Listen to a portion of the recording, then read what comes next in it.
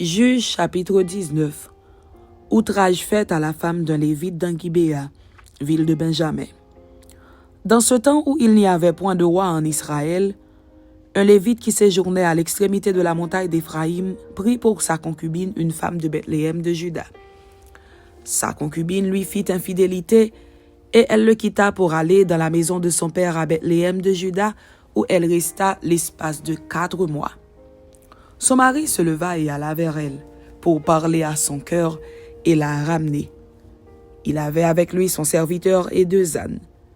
Elle le fit entrer dans la maison de son père, et quand le père de la jeune femme le vit, il le reçut avec joie. Son beau-père, le père de la jeune femme, le retint 3 jours chez lui. Ils mangèrent et burent, et ils y passèrent la nuit.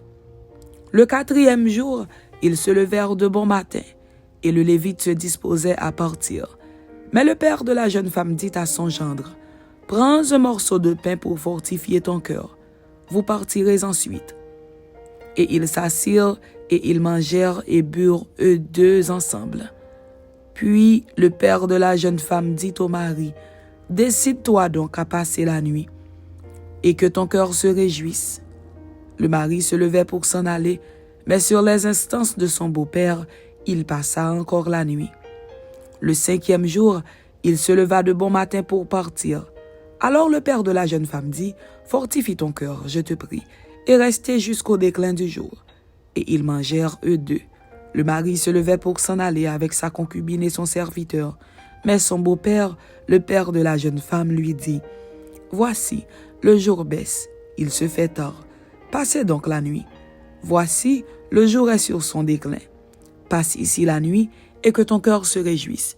Demain, vous vous lèverez de bon matin pour vous mettre en route, et tu t'en iras à ta tente. » Le mari ne voulut point passer la nuit. Il se leva et partit. Il arriva jusque devant Jébus, qui est Jérusalem, avec les 2 ânes bâtés et avec sa concubine. Lorsqu'il fut auprès de Jébus, le jour avait beaucoup baissé. Le serviteur dit alors à son maître, « Allons, dirigeons-nous vers cette ville des Jébusiens, et nous y passerons la nuit. » Son maître lui répondit, « Nous n'entrerons pas dans une ville d'étrangers, où il n'y a point d'enfants d'Israël. Nous irons jusqu'à Gibéa. » Il dit encore à son serviteur, « Allons, approchons-nous de l'un de ces lieux, Gibéa ou Rama, et nous y passerons la nuit. » Ils continuèrent à marcher, et le soleil se coucha quand ils furent près de Gibéa, qui appartient à Benjamin. Ils se dirigèrent de ce côté pour aller passer la nuit à Gibéa. Le Lévite entra, et il s'arrêta sur la place de la ville. Il n'y eut personne qui les reçut dans sa maison pour qu'ils y passassent la nuit. Et voici, un vieillard revenait le soir de travailler au champ. Cet homme était de la montagne d'Éphraïm. Il séjournait à Gibéa, et les gens du lieu étaient benjamites. Il leva les yeux et vit le voyageur sur la place de la ville. Et le vieillard lui dit, « Où vas-tu? Et d'où viens-tu? » Il lui répondit, « Nous allons de Bethléem de Juda jusqu'à l'extrémité de la montagne d'Éphraïm, d'où je suis. J'étais allé à Bethléem de Juda, et je me rends à la maison de l'Éternel. Mais il n'y a personne qui me reçoive dans sa demeure. Nous avons cependant de la paille et du fourrage pour nos ânes. Nous avons aussi du pain et du vin pour moi, pour ta servante, et pour le garçon qui est avec tes serviteurs.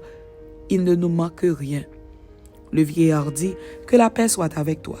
Je me charge de tous tes besoins. Tu ne passeras pas la nuit sur la place. » Il les fit entrer dans sa maison, et il donna du fourrage aux ânes. Les voyageurs se lavèrent les pieds, puis ils mangèrent et burent.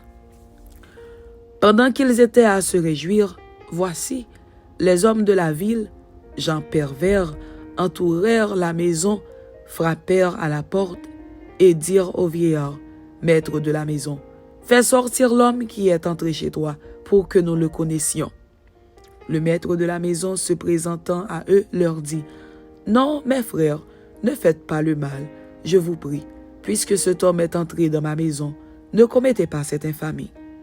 Voici, j'ai une fille vierge, et cet homme a une concubine. Je vous les amènerai dehors, vous les déshonorerez, et vous leur ferez ce qu'il vous plaira. Mais ne commettez pas sur cet homme une action aussi infâme. » Ces gens ne voulurent point l'écouter. Alors l'homme prit sa concubine et la leur amena dehors. Ils la connurent et ils abusèrent d'elle toute la nuit jusqu'au matin. Puis ils la renvoyèrent au lever de l'aurore. Vers le matin, cette femme alla tomber à l'entrée de la maison de l'homme chez qui était son mari, et elle resta là jusqu'au jour. Et le matin, son mari se leva, ouvrit la porte de la maison et sortit pour continuer son chemin. Mais voici, la femme, sa concubine, était étendue à l'entrée de la maison, les mains sur le seuil. Il lui dit, « Lève-toi et allons-nous-en. » Elle ne répondit pas. Alors le mari la mit sur un âne et partit pour aller dans sa demeure. Arrivé chez lui, il prit un couteau, saisit sa concubine et la coupa membre par membre en 12 morceaux qu'il envoya dans tout le territoire d'Israël. Tous ceux qui virent cela dirent, « Jamais rien de pareil n'est arrivé et ne s'est vu depuis que les enfants d'Israël sont montés du pays d'Égypte jusqu'à ce jour. Prenez la chose à cœur, consultez-vous et parlez. »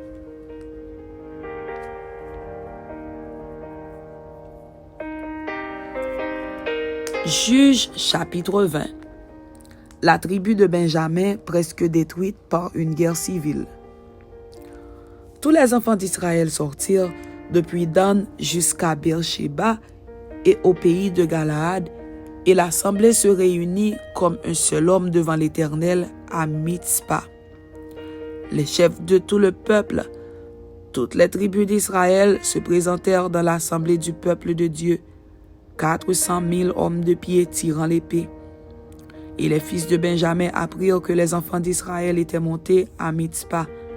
Les enfants d'Israël dirent, « Parlez, comment ce crime a-t-il été commis? » Alors le Lévite, le mari de la femme qui avait été tuée, prit la parole et dit, « J'étais arrivé avec ma concubine à Gibéa de Benjamin pour y passer la nuit. Les habitants de Gibéa se sont soulevés contre moi et ont entouré pendant la nuit la maison où j'étais. Ils avaient l'intention de me tuer et ils ont fait violence à ma concubine et elle est morte. J'ai saisi ma concubine et je l'ai coupée en morceaux que j'ai envoyés dans tout le territoire de l'héritage d'Israël, car ils ont commis un crime et une infamie en Israël. Vous voici tous, enfants d'Israël, consultez-vous et prenez ici une décision. » Tout le peuple se leva comme un seul homme en disant, « Nul de nous n'ira dans sa tente et personne ne retournera dans sa maison. Voici maintenant ce que nous ferons à Gibéa. Nous marcherons contre elle d'après le sort. Nous prendrons dans toutes les tribus d'Israël 10 hommes sur 100, 100 sur 1000 et 1000 sur 10 000. Ils iront chercher des vivres pour le peuple, afin qu'à leur retour, on traite Gibéa de Benjamin selon toute l'infamie qu'elle a commise en Israël. » Ainsi tous les hommes d'Israël s'assemblèrent contre la ville, unis comme un seul homme. Les tribus d'Israël envoyèrent des hommes vers toute la famille de Benjamin pour dire, « Qu'est-ce que ce crime qui s'est commis parmi vous? Livrez maintenant les gens pervers qui sont à Gibéa, afin que nous les fassions mourir et que nous ôtions le mal du milieu d'Israël. » Mais les Benjamites ne voulurent point écouter la voix de leurs frères, les enfants d'Israël. Les Benjamites sortirent de leur ville et s'assemblèrent à Gibéa pour combattre les enfants d'Israël. Le dénombrement que l'on fit en ce jour des Benjamites sortis des villes fut de 26 000 hommes, tirant l'épée, sans compter les habitants de Gibéa formant 700 hommes d'élite. Parmi tout ce peuple, il y avait 700 hommes d'élite qui ne se servaient pas de la main droite.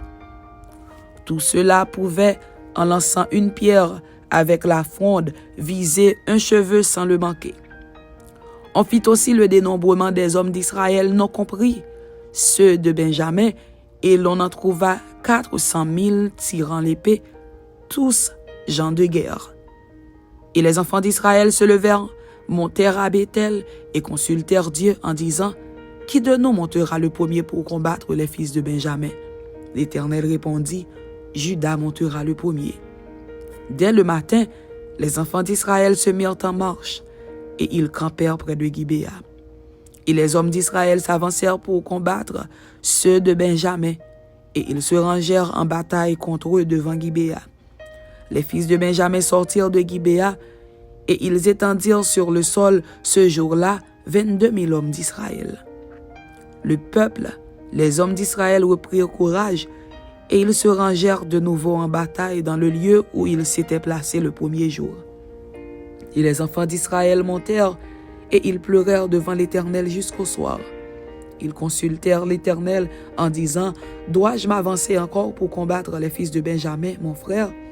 L'Éternel répondit, « Montez contre lui. » Les enfants d'Israël s'avancèrent contre les fils de Benjamin le second jour. Et ce même jour, les Benjamites sortirent de Gibéa à leur rencontre, et ils étendirent encore sur le sol 18 000 hommes des enfants d'Israël, tous tirant l'épée. Tous les enfants d'Israël et tout le peuple montèrent et vinrent à Béthel. Ils pleurèrent et restèrent là devant l'Éternel. Ils jeûnèrent en ce jour jusqu'au soir, et ils offrirent des holocaustes et des sacrifices d'action de grâce devant l'Éternel. Et les enfants d'Israël consultèrent l'Éternel. C'était là que se trouvait alors l'arche de l'alliance de Dieu. Et c'était Phiné, fils d'Éléazar, fils d'Aaron, qui se tenait à cette époque en présence de Dieu. Et ils dirent, « Dois-je marcher encore pour combattre les fils de Benjamin, mon frère, ou dois-je m'en abstenir ?» L'Éternel répondit, « Montez, car demain je les livrerai entre vos mains. » Alors Israël plaça une embuscade autour de Gibéa. Les enfants d'Israël montèrent contre les fils de Benjamin le troisième jour, et ils se rangèrent en bataille devant Gibéa, comme les autres fois. Et les fils de Benjamin sortirent à la rencontre du peuple, et ils se laissèrent attirer loin de la ville. Ils commencèrent à frapper à mort parmi le peuple, comme les autres fois, sur les routes dont l'une monte à Béthel et l'autre à Gibéa par la campagne, et ils tuèrent environ 30 hommes d'Israël. Les fils de Benjamin disaient, « Les voilà battus devant nous comme auparavant. » Mais les enfants d'Israël disaient, « Fuyons et attirons-les loin de la ville dans les chemins. » Tous les hommes d'Israël quittèrent leur position et se rangèrent à Baal-Tamar. Et l'embuscade d'Israël s'élança du lieu où elle était, de Maharé-Gibéa. 10 000 hommes choisis sur tout Israël arrivèrent devant Gibéa. Le combat fut rude, et les Benjamites ne se doutaient pas du désastre qu'ils allaient éprouver. L'Éternel battit Benjamin devant Israël, et les enfants d'Israël tuèrent ce jour-là 25 100 hommes de Benjamin, tous tirant l'épée. Les fils de Benjamin regardaient comme battus les hommes d'Israël qui cédaient du terrain à Benjamin et se reposaient sur l'embuscade qu'ils avaient placée contre Gibéa. Les gens en embuscade se jetèrent promptement sur Gibéa. Ils se portèrent en avant et frappèrent toute la ville du tranchant de l'épée. Suivant un signal convenu avec les hommes d'Israël, ceux de l'embuscade devaient faire monter de la ville une épaisse fumée. Les hommes d'Israël firent alors volte-face dans la bataille. Les Benjamites leur avaient tué déjà environ 30 hommes. Et ils disaient, « Certainement les voilà battus devant nous comme dans le premier combat. » Cependant, une épaisse colonne de fumée commençait à s'élever de la ville. Les Benjamites regardèrent derrière eux, et voici, de la ville entière, les flammes montaient vers le ciel. Les hommes d'Israël avaient fait volte-face, et ceux de Benjamin furent épouvantés en voyant le désastre qui allait les atteindre. Ils tournèrent le dos devant les hommes d'Israël et s'enfuirent par le chemin du désert. Mais les assaillants s'attachèrent à leurs pas, et ils détruisirent pendant le trajet ceux qui étaient sortis des villes. Ils enveloppèrent Benjamin, le poursuivirent, l'écrasèrent dès qu'il voulait se reposer jusqu'en face de Gibéa, du côté du soleil levant. Il tomba 18 000 hommes de Benjamin, tous vaillants, parmi ceux qui tournèrent le dos pour s'enfuir vers le désert au rocher de Rimon. Les hommes d'Israël en firent périr 5 000 sur les routes. Ils les poursuivirent jusqu'à Gidéon, et ils en tuèrent 2 000.